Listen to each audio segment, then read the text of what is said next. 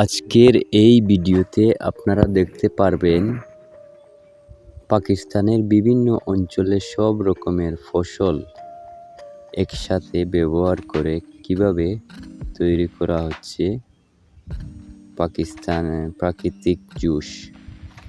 এই ফসলগুলো সরাসরি মাঠ থেকে সংগ্রহ করা হয়েছে, কোনো কেমিক্যাল ছাড়া, একেবারে খাঁটি এবং তাজা।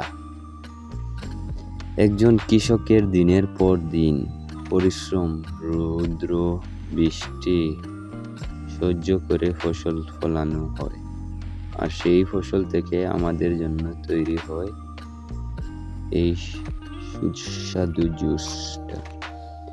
প্রতিটা ফল আর সবজি আলাদা আলাদা পরিপূর্ণ আছে, যা আমাদের শরীর সুস্থ রাখে, রোগ প্রতিরোধ ক্ষমতা বাড়ায়।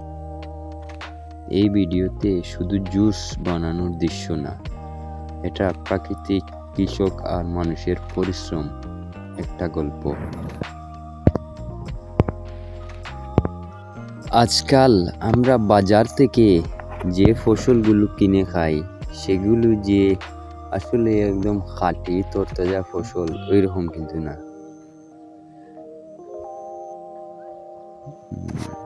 আজকাল আমরা কিন্তু এ ধরনের প্রাকৃতিক জুস আমাদের মনে করিয়ে দেয় খাঁটি খাবারই আসল নিয়ম। তো আল্লাহ তাআলা আমাদের জন্য জমিনে অসংখ্য ফসল দান করেছেন।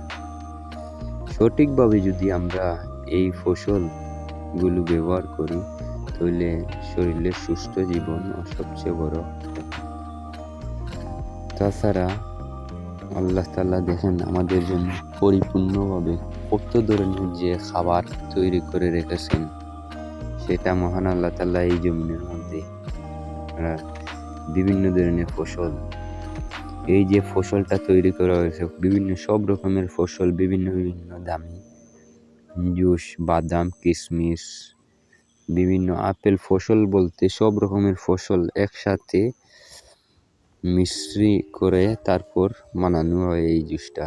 বিভিন্ন আকর্ষণীয় এই ফসলটা আপনি খেতে পারবেন পাকিস্তানের মধ্যে, করাচির মধ্যে।